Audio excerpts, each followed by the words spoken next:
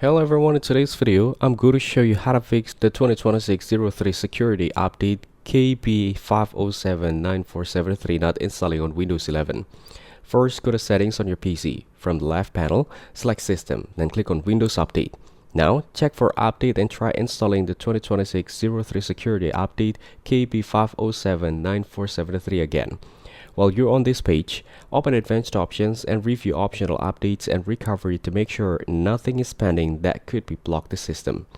Next, return to your desktop and press Windows plus R to launch the Run box. Type temp and press OK.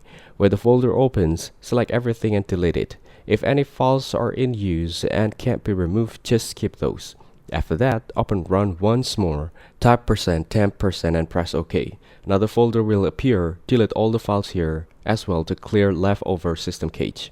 Now, to refresh your internet connection, turn on airplane mode for a few seconds, then turn it back off. This helps reset the network before retrying the update.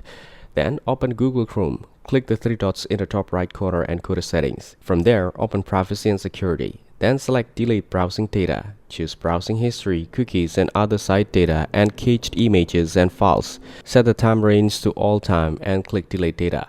Once everything is cleared, close all apps and restart your PC so the changes apply properly. Finally, after your system turns back on, go back to Windows Update, check for updates again, and install the update. It should now complete without any issues. That's it. Thanks for watching. Don't forget to like and subscribe for more videos.